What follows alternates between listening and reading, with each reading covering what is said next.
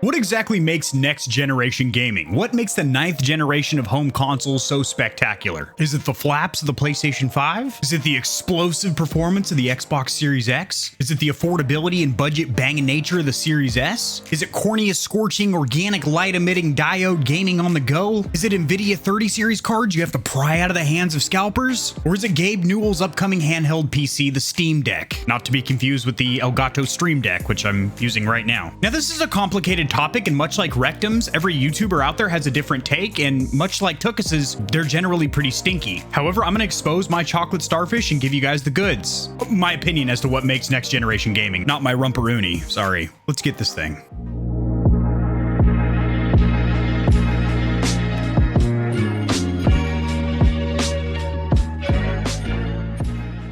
So a fat beak stork just stopped on my doorstep and dropped off this little note here, and this is the answer. We've just cracked the Da Vinci Code. This is what makes next generation gaming. Short load times, high frame rate, unforgettable experiences, and unique features. Now, in case you see me glance down every now and again, I'm not texting on the job. I'm looking back at this notepad to make sure I don't forget my keynotes here. Load times, up until the current generation consoles, which is now the 9th generation of consoles. If you look even just last gen with the PlayStation 4 and Xbox One, you want to play something like Red Dead Redemption 2? Awesome, pull up a cot and take a nap, because you're looking at about 2 minutes of load time. Why? Because they had mechanical hard drives, which, by the way, if you're building a PC in 2021, even if it's a budget banger, literally no reason to go with a mechanical hard drive other than, hold on, sweetheart, what? Hold your tongue. If you're a multimedia producer, maybe you make beats or instrumentals, or maybe you do graphic design, some CAD, or maybe you are a content creator, one of those YouTubers or live streamers, and you have a bunch of bulk footage.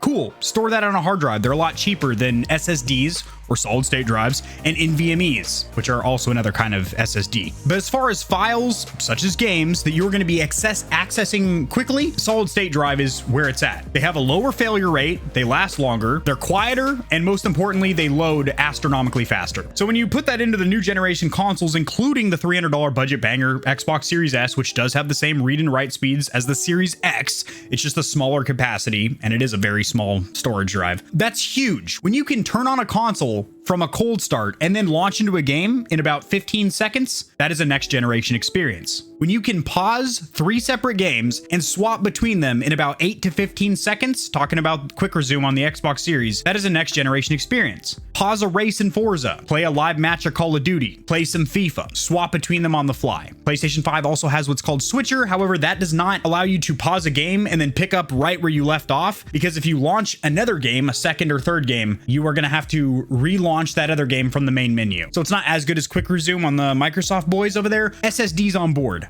Awesome. Frame rate.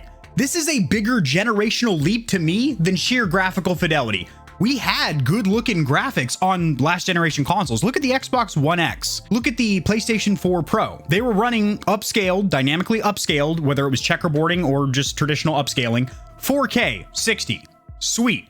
Was it a consistent 60? No. It fluctuated, it wiggled and wobbled. We had 4K 60 last generation. Now we're targeting upscaled 4K 120 or 1440 120 with the Series S. And that is a bigger generational leap. When you are able to play console games on your couch or in your bedroom at 120 frames per second, granted you do have a TV with HDMI 2.1 support to back that new feature up. That is huge. You're enjoying the high frame rates that PC gamers have been enjoying for 15 years or so. That has never been seen before in a console generation. That allows console players that play competitive games such as racing games and first-person shooters to actually remain more competitive against PC players. That's next generation.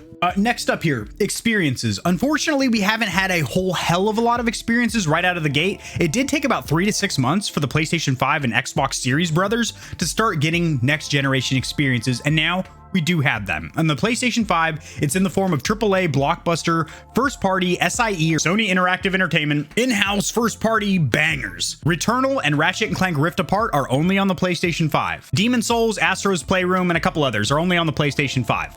Most of the games you can play on a PS5, you can also play on a PS4. Granted, it'll be at between 30 and 60 frames per second. No ray tracing and no support for the DualSense controller. Sony is delivering next-gen experiences. Is there a lot? No. Like I mentioned, there's only like 4 or 5 titles that are only on the PlayStation 5. but they're there. Not to mention games from over the horizon, i.e. PS4 games such as Last of Us and God of War have had their frame rates doubled from 30 to 60 and now look and run a lot better. Same thing over there with Microsoft. They're delivering new gen experiences through a couple of things, but primarily Game Pass, because they're taking old games and doubling the frame rate from 30 to 60 or 60 to 120. So when you can play a classic from your childhood that is now brought into the modern generation, brought into the rump in of 2021 with a very fluid frame rate, that is a next generation experience in my opinion. Now, Microsoft doesn't really dabble in first party exclusives. Why? Because there are no Xbox exclusives, there are Microsoft exclusives. They are in what is called the Game Pass ecosystem, as in they want to monetize their consoles through the Game Pass subscription, either $10 a month if you're only on console, or $15 a month for Ultimate if you need PC support as well. Which brings me into what is a next generation experience here, is the fact that if you have Game Pass, you can seamlessly play a game on your PC with mouse and keyboard, maybe streaming, screen recording, whatnot. Pause it, go into your living room or bedroom where you have an Xbox Series S or X and pick up the progress over there. Awesome. It saves your settings, it saves your progress. Now, recently Microsoft Studios did acquire ZeniMax Media Group, which includes a ton of studios, which includes ID and Bethesda. So any new Fallouts, any new Elder Scrolls, any new Doom, basically any of these games, boom, right here on screen, are only going to be on Windows 10 PCs or Xbox consoles. They are not going to be on Nintendo or PlayStation. So there are going to be next generation experiences to be had with Microsoft. Now, unique features over here. I did mention earlier Quick Resume and Switcher, which is cool, being able to minimize games in the background and then pick them up later. Now, I will say that the Xbox Series brothers did fall short with unique features because it is literally the same operating system, the same software as the Xbox One. So that can be good. There's zero learning curve. You feel like you're just right there on your Xbox One. As we're with the PlayStation 5, I do think Sony took a better route because it is truly, from the moment you boot up the console, a next generation experience. It's got a brand new operating system with a bunch of new features. For example, instead of having to look up a YouTube tutorial because you're stuck in game, you can actually pop up a little window that gives you tips and tricks while you're in the game. Seamless integration with trophy support and a bunch of other features, which there's a video linked in the description below where I get a little bit more nitty gritty squeeze a titty with the technical new features. Also, the DualSense 5 controller, a technological marvel. Wow, that's a big claim, Kevin. What do you mean by that? Well, it's got 3 features that we've never seen in a console before. Haptic feedback, basically taking vibration or rumble force motors, which we've had for decades, and making them actually immersive to where it's not just some sloppy rumbling around in your hand. It actually can recreate hundreds or even thousands of effects in your hand, whether your feet are crunching in sand or you start to lose traction in a race. You feel that throughout the controller. Pretty awesome. Adaptive triggers. They get stiffer or lighter depending on what's going on screen. Maybe you're pulling back a bow and it gets stiffer and stiffer. Maybe you hop in a different vehicle and it's got a different feeling gas and brake. Different guns have a nice crisp wall of resistance, then a brake and a reset, just like a real firearm. Pretty fucking cool. And then a built-in microphone, which is just a good nicety to be able to browse things like Netflix and YouTube with your voice without having to have your headset plugged in. Maybe your headset battery dies, but you can still stay in the game and communicate with people. Kinda cool. Not to mention ergonomically, it feels almost as good as an Xbox One controller now, which is great because in my opinion, the DualShock 4 controller, rather tiny for most standard North American hands. As for the Switch OLED, being able to play AAA bangers on the go and then dock it as well. Granted, I know the original Switch was a 8th generation console as it came out during the PlayStation 4 and Xbox One era. However, the Switch OLED did just get released here about a month and a half ago. I have a review of that bad boy in the description below, by the way. I'm really plugging my other videos. You guys are gonna get binge watching Gamer Heaven today, let me tell you. But just an awesome, unique design there, and the fact that it now has an organic light-emitting diode screen as opposed to an LED backlight, it gives you more rich, vibrant colors, inky blacks, and more neats of peak brightness, which is important when you're outside. The Valve Steam Deck. We have never had a portable PC like this. We've had the Neo and the GPD and a couple of other handheld PCs, but not one that is built from the ground up with its own operating system. It has Steam OS. Granted, that is a Linux-based system that runs what's called Proton, so it can run Windows games. I have covered the technical specifications of the Steam Deck. I do have one pre-ordered. God knows when that'll actually get here. We've never had a full-blown PC-like experience in a Switch form factor console before. Not to the caliber or tier that the Steam Deck has proven itself to perform at from all the tech demos we've seen from Jay's 2 Cents and Linus Tech Tips and the other channels that are on the level of Gamer Heaven. We're getting there. It's a slow grind, Tony Hawk. So in my humble opinion, the 4 things that make a next generation experience